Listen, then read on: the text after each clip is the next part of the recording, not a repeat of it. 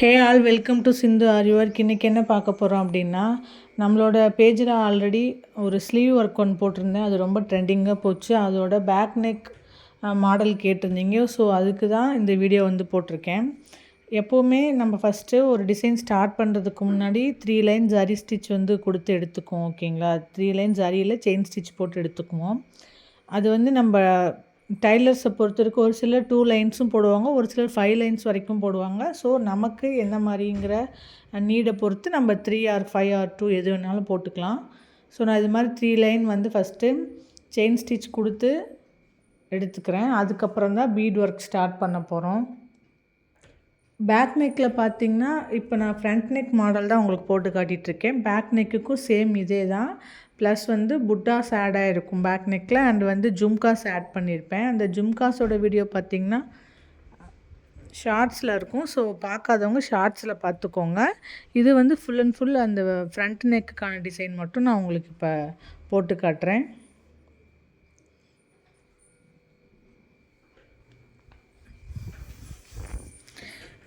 Corner வந்து எப்போவுமே sharp edges வர மாதிரி டேர்ன் பண்ணணும். அப்போ தான் நம்ம எப்போவுமே போடுற டிசைன்ஸ் எல்லாமே வந்து நீட்டாக வரும். ஸோ இந்த மாதிரி ஃபஸ்ட்டு செயின் ஸ்டிச் கொடுத்து எடுத்துக்கிறேன்.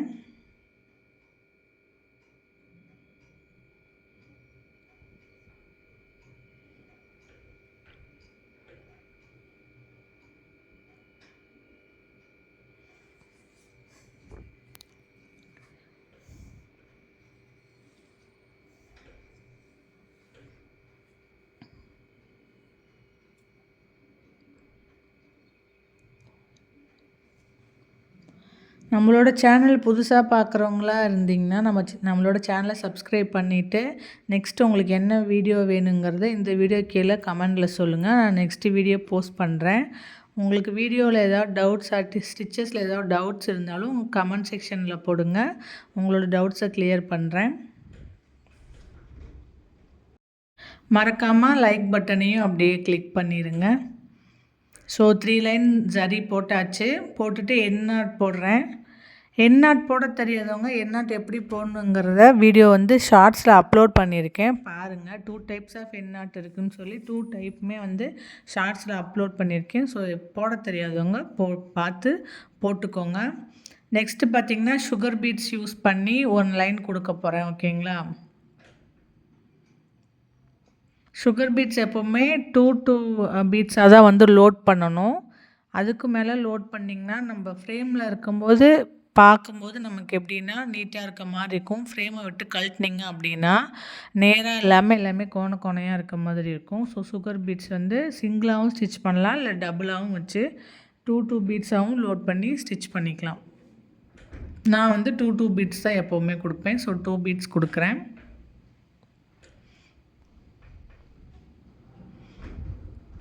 இந்த லைன் ஃபுல்லாக அதே மாதிரி ஃபுல்லாக சுகர் பீட்ஸ் கொடுத்து ஸ்டிச் பண்ணி எடுத்துக்கிறேன். ஆரி நியூவாக இப்போ கற்றுக்கிட்டு இருக்கிறவங்க அது வந்து ஆல்ரெடி லேர்ன் பண்ணிவிட்டு ஆர்டர்ஸ் வராமல் எனக்கு அந்த ஒர்க் வந்து நீட்டாக வரல அப்படின்னு நினைக்கிறவங்க உங்களுக்கு என்ன டவுட்ஸ் இருக்கோ கமெண்ட் செக்ஷனில் போடுங்க. எல்லா டவுட்ஸையும் நான் கிளாரிஃபை பண்ணுறேன். அடுத்தது பார்த்திங்கன்னா என்ன பண்ணுறேன்னா மார்க்கர் பென்சில் வச்சு ஒரு லைன் வந்து ட்ரா பண்ணுறேன். ஒரு 1/4 இன்ச்சு டிஃப்ரென்ஸில் இருக்க மாதிரி ஒரு லைன் போட்டு ட்ரா பண்ணுறேன்.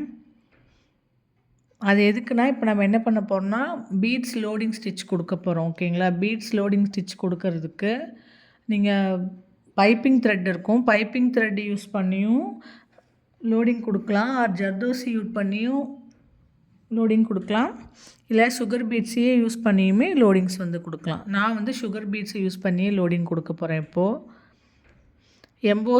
எம்போஸ்டாக தெரியும் அதுக்காக. ஓகேங்களா? இது வந்து embossed sugar beads load stitch. ஓகேங்களா? ஸோ எம்போஸ்டாக தெரியறதுக்காக உள்ள ஒரு லைன் வந்து நான் 1/4 இன்ச்சு டிஃப்ரென்ஸில் ட்ரா பண்ணி அதில் வந்து சுகர் பீட்ஸ் கொடுத்துட்டு அதுக்கு மேலேயே வந்து லோட் பண்ண போகிறேன் சுகர் பீட்ஸை. இப்போ இந்த லைன் ஃபுல்லாக இதே மாதிரி போட்டுக்கோங்க. பிகினர்ஸ் இப்போ லேர்ன் பண்ணிகிட்டு இருக்கவங்க எல்லாருமே நீட்னஸ் வரல அப்படின்னு நினச்சிங்கன்னா நிறைய ப்ராக்டிஸ் பண்ணணும். ஃப்ரேம் எப்போவுமே ஹேண்டில் பண்ணுறது வந்து கரெக்டாக இருக்கணும். நம்மளோட கை வந்து அந்த கிளாத்தில் படாமல் நீங்கள் ஒர்க் பண்ணிங்கன்னா லூஸ் ஆகாது. நீங்கள் பண்ணுற ஒர்க்குமே நீட்டாக இருக்கும். கிளாத்து லூஸாக இருந்தால் தான் உங்களுக்கு அந்த சுருக்கம் வர்றது மற்ற எல்லா மிஸ்டேக்ஸும் வந்துட்டு அதில் தான் வந்து வரும். ஸோ கிளாத் எப்போவுமே டைட்டாக இருக்க மாதிரி பார்த்துக்கோங்க.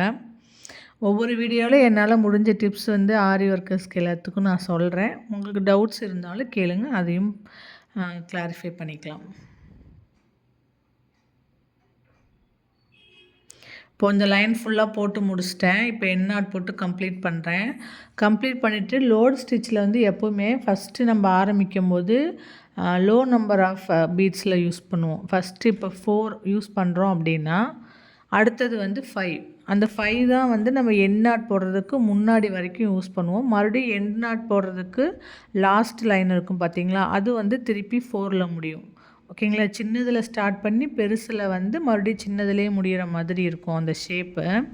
நீங்கள் இப்போது ஸ்டிச்சிங் தெரிஞ்சவங்க எல்லாருமே அது ஒரு பாக்ஸ் மாதிரி போட்டு ஃபில் பண்ணி பழகியிருப்பீங்க. அதை ப்ளவுஸில் இம்ப்ளிமெண்ட் பண்ணும்போது இந்த மாதிரி தான் பண்ணணும்.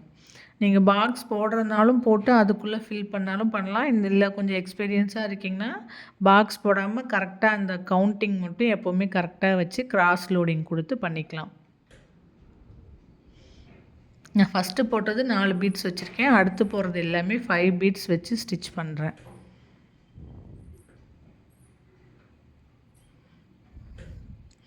கேப் எதுவும் இல்லாமல் கரெக்டாக போடணும். கவனமாக வந்து போடணும்.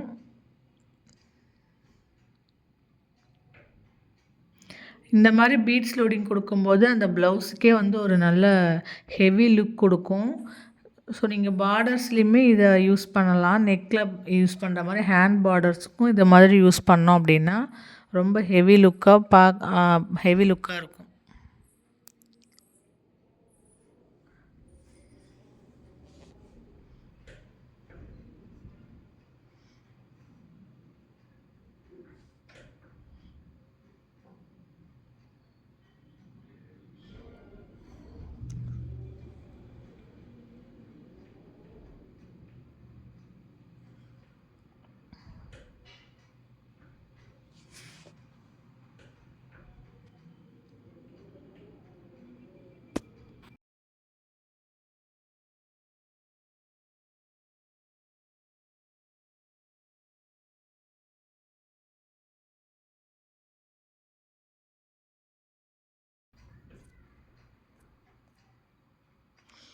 இது மாதிரி ஃபுல்லாக போட்டு லோடிங் கொடுத்து முடிச்சுட்டு அதுக்கப்புறம் அதுக்கு பக்கத்துலேயே மறுபடியும் ஒரு சுகர் பீட் லைன்ஸ் வந்து கொடுக்குறோம்.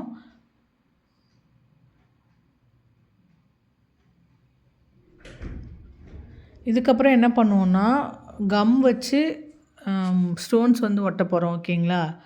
நான் வந்து ஃபேப்ரிக் க்ளூ யூஸ் பண்ணல, B7000 க்ளூ தான் யூஸ் பண்ணுறேன்.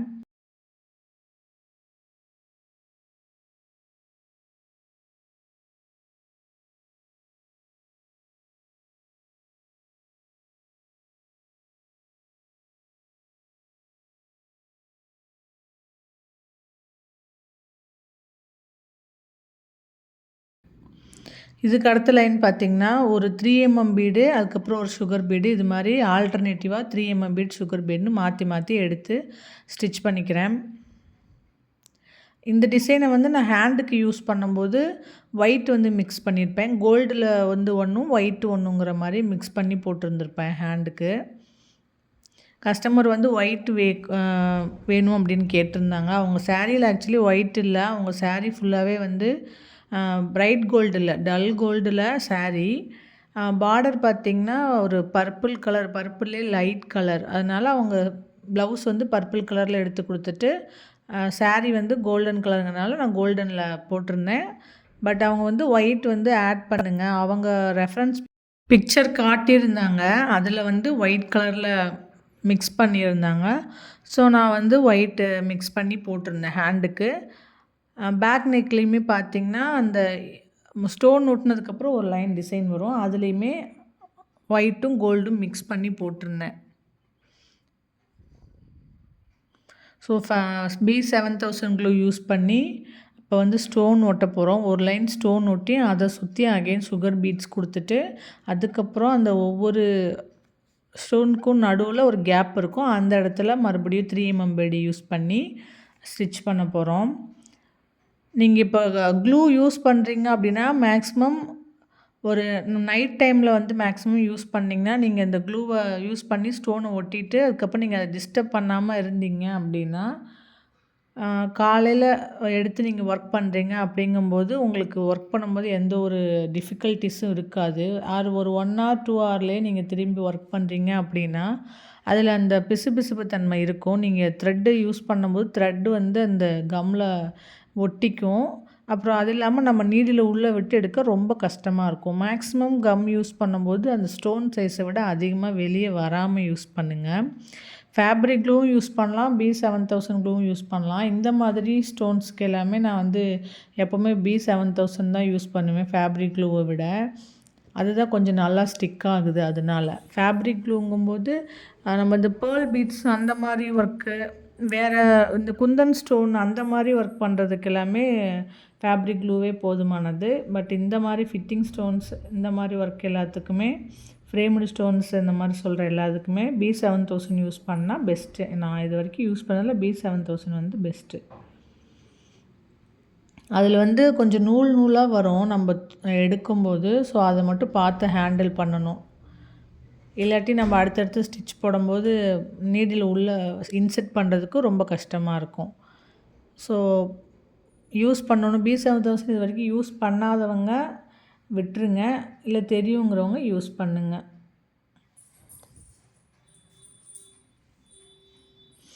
இப்போ அதை சுற்றி நம்ம அடுத்து சுகர் பீடு வந்து ரவுண்டாக கொடுக்குறோம். ஹாஃப் ரவுண்டு மாதிரி கொடுக்குறோம். ஓகேங்களா? அதை சுற்றி ஹாஃப் ரவுண்ட் மாதிரி கொடுத்துட்டு இப்போ ஒவ்வொரு அந்த 2 ஸ்டோனுக்கு நடுவில் இருக்க கேப்பில் தான் வந்து அக்கு ஷேப் இருக்குல்ல, அக்கன்னா போடுவோம்ல, அது மாதிரி அதை வந்து இன்வர்ஸில் திருப்பி போட்ட மாதிரி 3 டாட் வச்ச மாதிரி நம்ம டிசைன் போட போகிறோம்.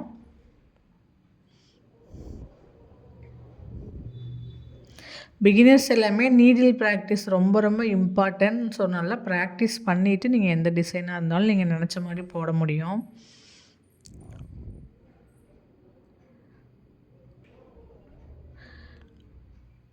கம்மு வந்து கொஞ்சம் அதிகமானாலும் நீடில் உள்ளே விட்டு எடுக்க கஷ்டமாக இருக்கும். இப்போ நான் வந்து ஒரு 2 hours கூட டைம் கொடுக்கல அது செட்டில் ஆகிறதுக்கு.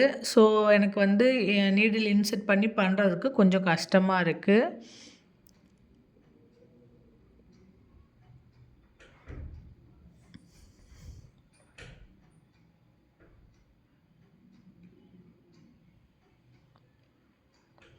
இதே மாதிரி இந்த லைன் ஃபுல்லாக இந்த மாதிரி ஹாஃப் ரவுண்டு வச்சு ஃபுல்லாக சுகர் பீட் கொடுத்து ஸ்டிச் பண்ணி எடுத்துக்கிறோம்.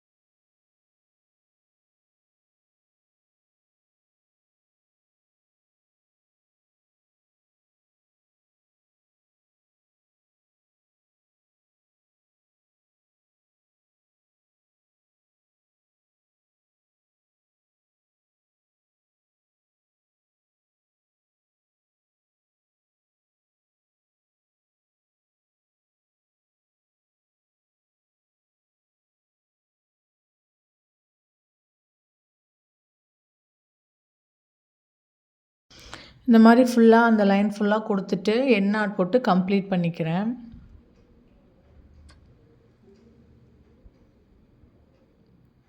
அதுக்கப்புறம் நான் சொன்ன மாதிரி ஃபஸ்ட்டு ஒரு சுகர் பீட் கொடுத்துட்டு அந்த 2 ரவுண்டுக்கும் நடுவில் இருக்க ஒரு சின்ன கேப்புக்கு ஒரு சுகர் பீட் கொடுத்துட்டு அதுக்கப்புறம் 3 டாட் ஷேப்பில் golden colour 3mm sugar 3mm பீடும் அதுக்கப்புறம் கீழே வந்து ஒரு அரும்பு மாதிரி வர்றதுக்கு அந்த 3வது டாட் வைக்கிற இடத்துல ஒரு சுகர் பீடும் 2யும் போட்டுக்கிறோம். ஓகேங்களா?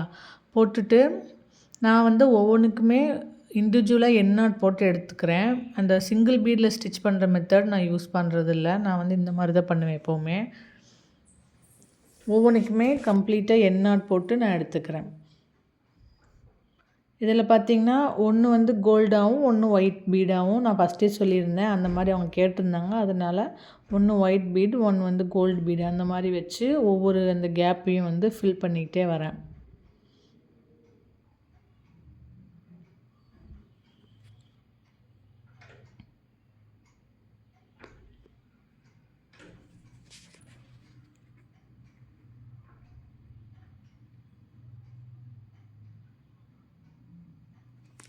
த்ரெட்டு வந்து ஆக்சுவலாக கிளாத்து கலர்லேயே யூஸ் பண்ணுறதுனால ஸ்டிச்சஸ் வந்து உங்களுக்கு தெரிய மாட்டேங்குது. அந்த மாதிரி தான் ஃபஸ்ட்டு யூஸ் பண்ணணுமே. நம்ம யூஸ் பண்ணுற த்ரெட்டு பார்த்திங்கன்னா ஒன்று பீட்ஸ் கலரில் இருக்கணும், இல்லை கிளாத்து கலரில் இருக்கணும். அப்போ தான் வந்து நீங்கள் போட்டிருக்கிற த்ரெட்டு வந்து வெளியே தெரியாது. ஏன்னா நம்ம எண்ட் நாட் போடும்போது சில டைம் குட்டியாக ஒரு நாட்டு வெளியே தெரியும். சம்டைம்ஸ் வந்து நம்ம இழுத்து விடாமல் விட்டுட்டோம் அப்படின்னா. ஸோ அது தெரியக்கூடாது அப்படிங்கிற பட்சத்துக்கு நீங்கள் சேம் கிளாத் கலர் யூஸ் பண்ணிங்கன்னா டிஃப்ரென்ஸ் எதுவுமே தெரியாது. இந்த கஸ்டமர் பார்த்திங்கன்னா இது ஒன்லி பேக் மட்டும்தான் சென்ட் பண்ணியிருந்தாங்க. ஸ்லீவ் இதே பேட்டர்னில் வேணும் அந்த மாதிரி எதுவும் அவங்க கேட்கல. ஸ்லீவ் வந்து உங்களோட விருப்பம் அப்படின்னு சொல்லிட்டாங்க. அதனால் ஸ்லீவ் வந்து நம்ம ஓனாக தான் டிசைன் பண்ணோம். புட்டாஸ் வந்து அந்த ப்ளவுஸில் இருந்த மாடல் எடுத்துக்கிட்டோம். ஸ்லீவ் பார்த்திங்கன்னா ஓனாகவே வந்து டிசைன் பண்ணியிருந்தோம்.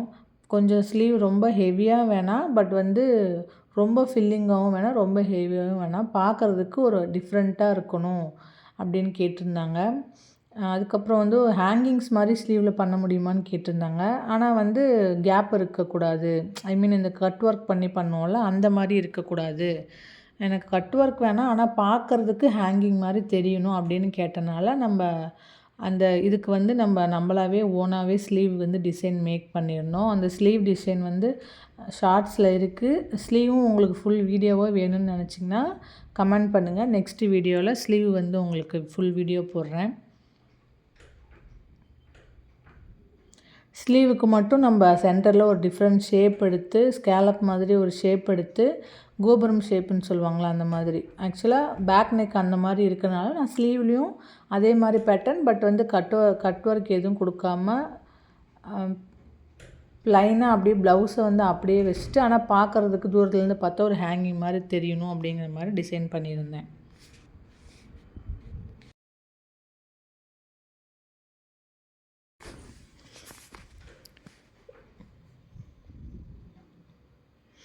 இதே மாதிரி இந்த லைன் ஃபுல்லாக போட்டு எடுத்துகிட்டு இப்போ எண்டிங் ஸ்டேஜுக்கு வந்தாச்சு. கடைசியாக லாஸ்ட்டாக ஒன்று போட்டுட்டு எண்ட் நாட் போட்டுட்டு கம்ப்ளீட் பண்ணிக்கலாம். ஃப்ரண்ட் நெக் வந்து கொஞ்சம் ஹெவியாகவே இருந்துச்சு. அதனால் நான் புட்டாஸ் எதுவும் ஃப்ரண்ட் நெக்கில் கொடுக்கல. ஒன்லி பேக் நெக்குக்கும் ஸ்லீவுக்கும் மட்டும்தான் கொடுத்துருந்தேன். சில பேர் ஃப்ரண்ட் நெக் வந்து புட்டாஸ் கேட்குறாங்க, சில பேர் வேண்டானே சொல்லிடுறாங்க. அதனால அவங்களோட சாய்ஸ் என்னவோ அது மாதிரி பண்ணியாச்சு. இவங்க எதுவுமே கேட்கல, ஃபுல் ஹெவியாக தான் முன்னாடி இருக்குது அப்படிங்கிறனால நானுமே வந்து புட்டாஸ் வந்து கொடுக்கல. கொஞ்சம் எமர்ஜென்சியாக கேட்டாங்க, ஒரு 2 டேஸில் கேட்டிருந்தாங்க. அதனால இந்த ஒர்க்கு கொஞ்சம் ஃபாஸ்ட்டாக முடித்து கொடுத்தாச்சு.